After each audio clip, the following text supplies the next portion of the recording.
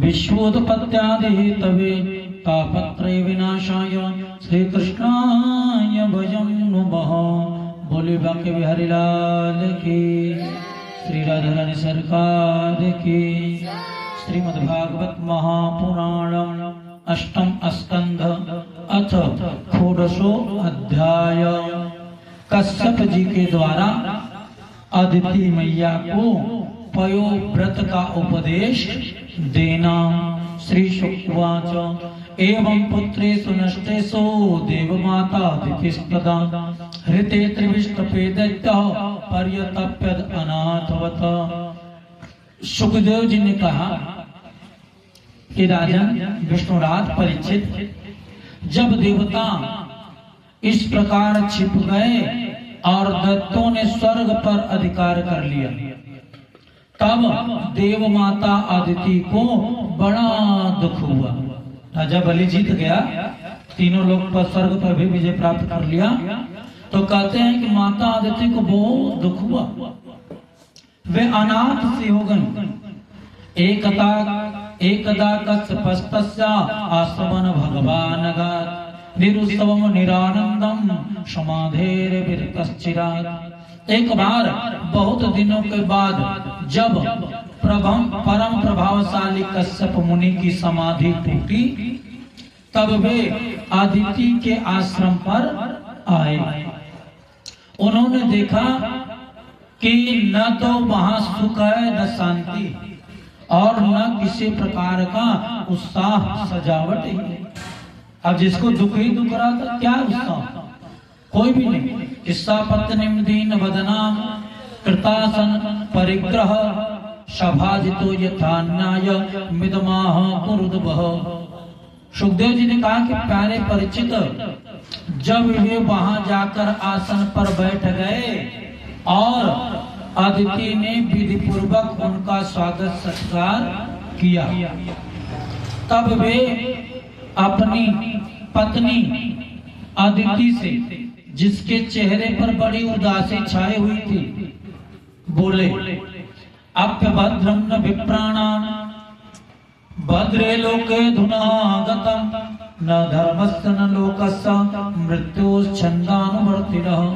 कि कल्याणी देवी, अब इस संसार में ब्राह्मणों पर कोई विपत्ति तो नहीं आई है, धर्म का पालन तो ठीक ठीक होता है, काल के कराल गाल में पड़े हुए लोगों का कुछ अमंगल तो नहीं हो रहा। अपिवा कुशलम किंचित गृहेषु गृहमेधिनी धर्मस्य अर्थस्य कामस्य यत्र योगो च योगिनां।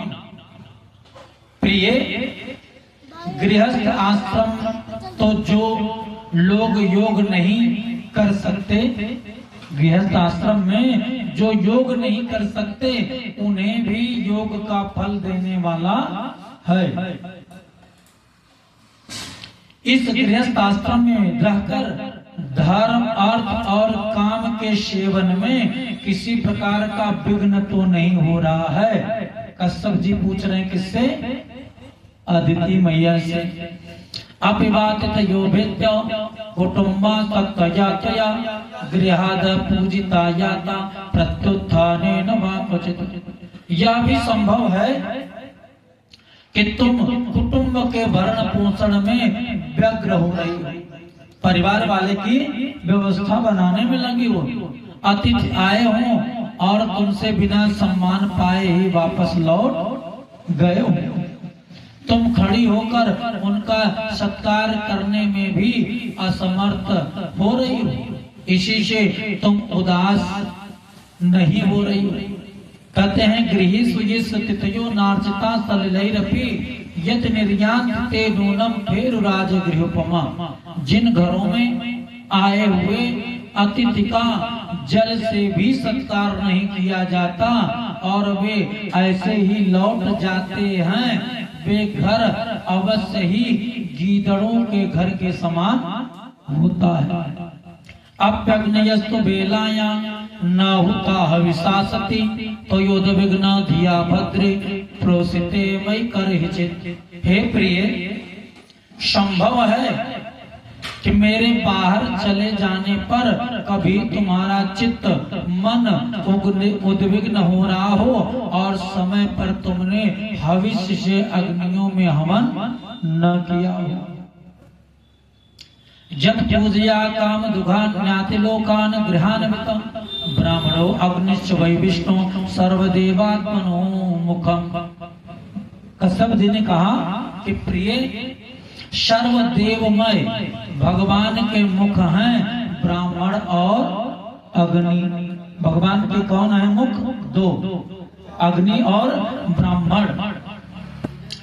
और गृहस्थ पुरुष यदि इन दोनों की पूजा करता है तो उसे उन लोगों की प्राप्ति होती है जो समस्त कामनाओं को पूर्ण करने वाला लोग है।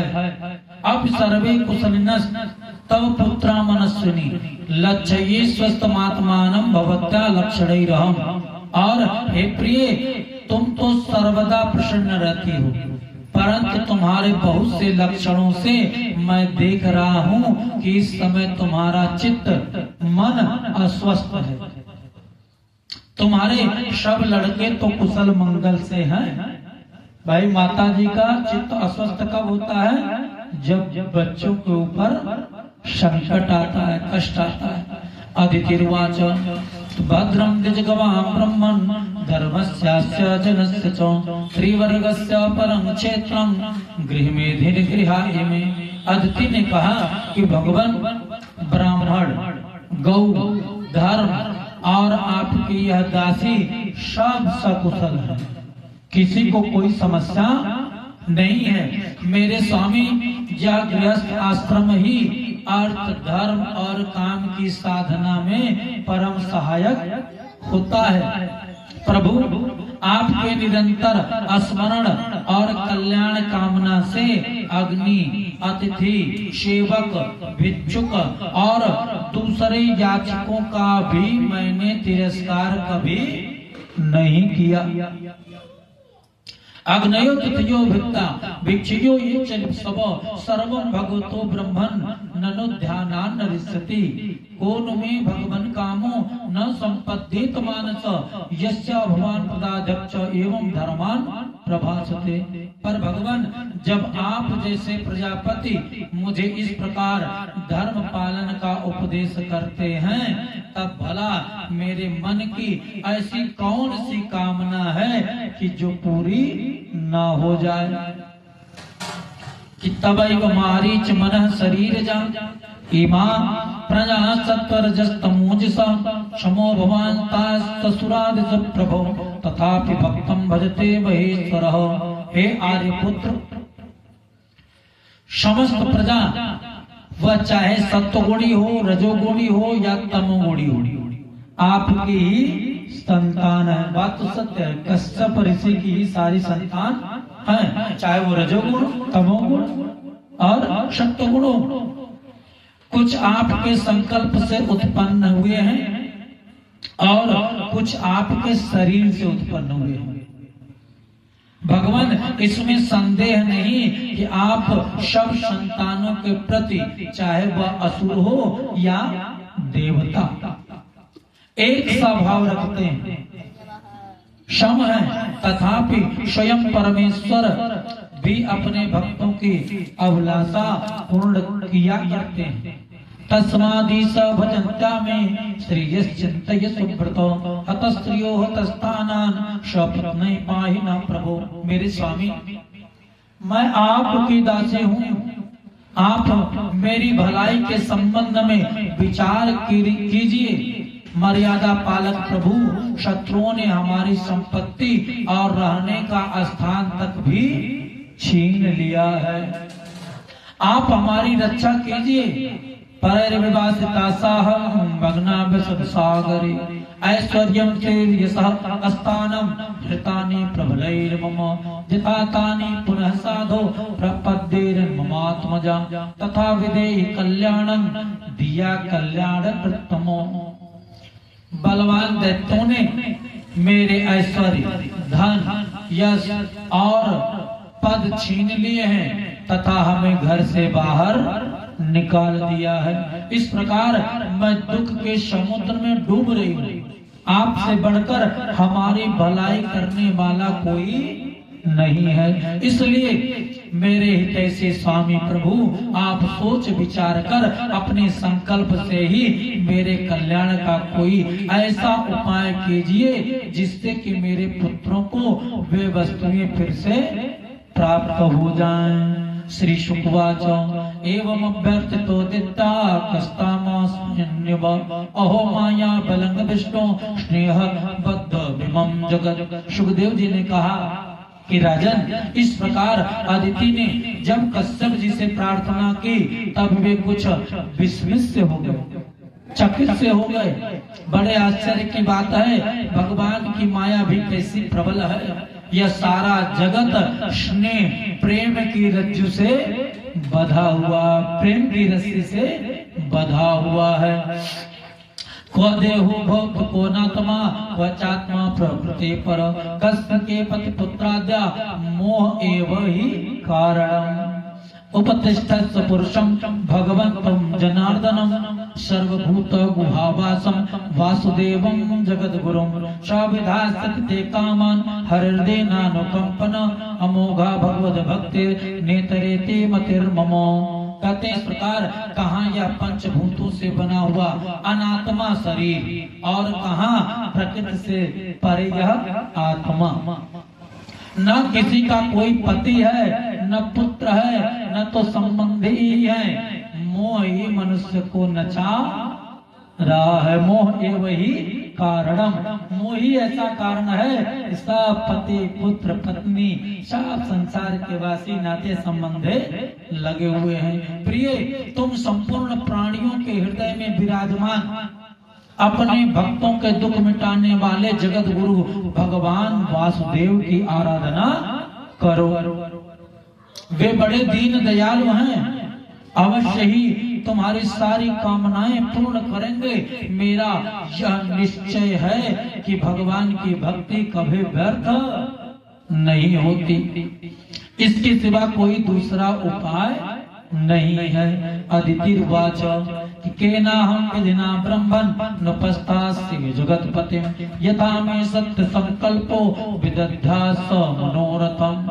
अदिति मैया ने पूछा कि भगवान, मैं जगदीश्वर भगवान की आराधना किस प्रकार करूं जिससे वे सत्य संकल्प प्रभु मेरा मनोरथ मन की इच्छा पूर्ण कर दें। आदि संतम द्विजसृष्ट विधि तदुपधावनम आसुतुस्सत में देव शीदंता सहपुत्रकः। अदिति जी ने जब पूछा तो अदिति मैया ने पूछा, तब कश्यप जी ने बताया। कश्यप जी से कहती हैं कि मैं अपने पुत्रों के साथ बहुत ही दुख भोग रही हूं, जिससे वे शीघ्र ही मुझ पर प्रसन्न हो जाएं। ऐसा उपाय बताइए कि उनकी आराधना की कौन सी विधि विधान है वह भी हमें बता दीजिए। कश्यप उवाच एतन में भगवान पृष्ठ प्रजा कामस्य पदमज यदा हमें प्रवक्ष्यामि व्रतम के सबतोषणम। कश्यप जी ने कहा कि देवी, जब मुझे संतान की कामना हुई थी तब मैंने ब्रह्मा जी से यही बात पूछी थी।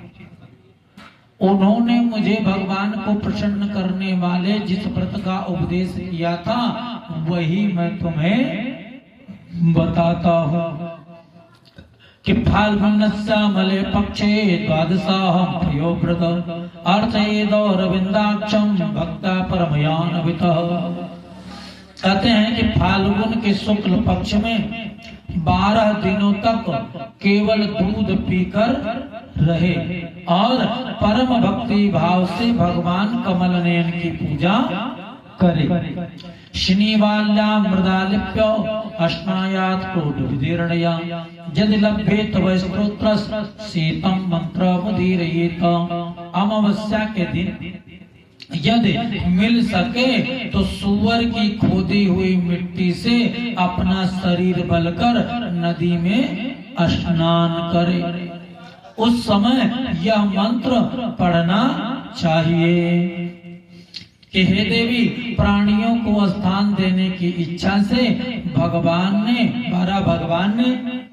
रसातल से तुम्हारा उद्धार किया था। तुम्हें मेरा नमस्कार है।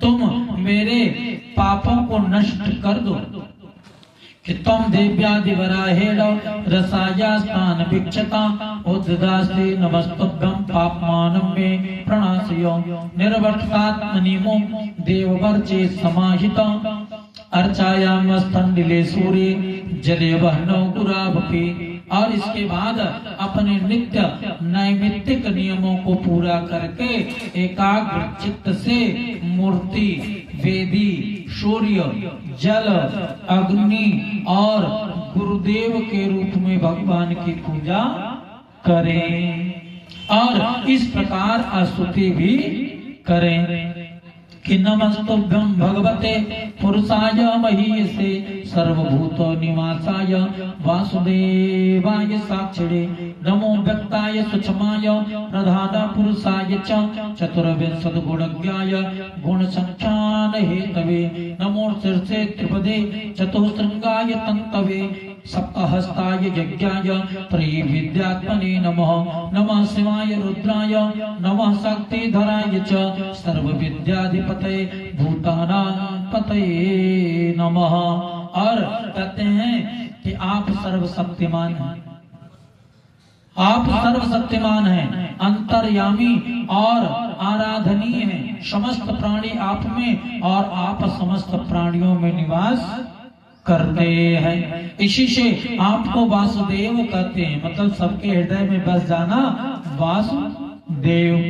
आप को मैं बार बार नमन बंदन अर्चन करती हूँ। आप समस्त चराचर और जगत के कारण भी हैं, साक्षी भी हैं। हे प्रभु, मेरा आपको नमस्कार। आप व्यक्त और सूक्ष्म हैं, अव्यक्त हैं, प्रकृति और पुरुष के रूप में भी आप ही हैं। आप 24 गुणों के जानने वाले और गुणों की संख्या करने वाले शास्त्र के प्रवर्तक हैं। आपको मेरा नमस्कार है। आप ही लोक कल्याणकारी शिव और आप ही प्रलयकारी रुद्र हैं। समस्त शक्तियों को धारण करने वाले भी आप ही हैं। आपको मेरा बारंबार नमस्कार है। आप समस्त विद्याओं के अधिपति हैं एवं भूतों के स्वामी हैं। आपको मेरा नमस्कार है। नमो हिरण्यगर्भाय प्राणाय जगदात्मने योगैश्वर्य शरीराय नमस्ते योग हेतवे। आप ही योग हैं, इसलिए आपको बार बार नमस्कार है। नमस्त आदि देवाय साक्षीभूताय ते नमः। नारायणाय ऋषये नराय हरे नमः।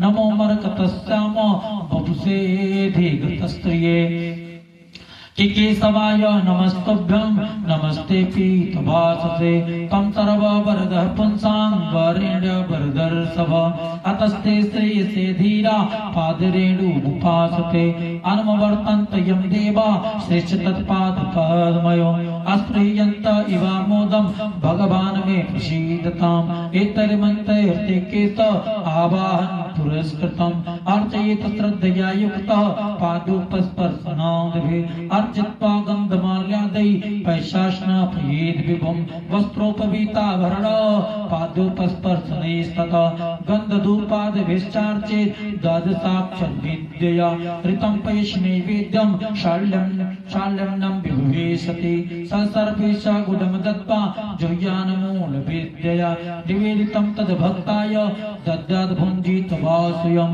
दत्त्वा च मनमर्चित्वा ताम्बूलं च निवेदयेत् जपेदष्टोत्तरशतम् अस्तुभिः प्रभुम् कृत्वा प्रदक्षिणं भूमौ प्रणमे दण्डवनमुदा कृत्वा शिरः दक्षिणां देवमुद्वासयेत् ततः द्वयरान् विप्रान् पायसेन यथोचितं भुञ्जीत तैरनुज्ञातः शेषं शिष्ट सभाजिते ब्रह्मचार्य तद्राचां शोभूते पृथ्वे हनि स्नाता सुतरितोक्तेन विधिना सुसमाहित पैशाश्नापयित्वार्चेत् यावद् व्रत समापनम पयो भक्षो व्रतमिदं चरेद विष्टार्चनादत पूर्वजो यादग्निं ब्राह्मणाच्च विभूजेत एवं तहरः कुर्यात् द्वादशाहं पयो व्रत हरेराराधनं होमं अर्हं द्विजतर्पणम्। इस प्रकार भगवान की पूजा में आदर बुद्धि रखते हुए केवल पयोव्रती रहकर यह व्रत करना चाहिए। पूर्वत प्रतिदिन हवन और ब्राह्मण भोजन भी करना चाहिए। फाल्गुन शुक्ल प्रतिपदा से लेकर त्रयोदशी पर्यंत ब्रह्मचर्य से रहे, पृथ्वी पर शयन करे और तीनों समय स्नान करे।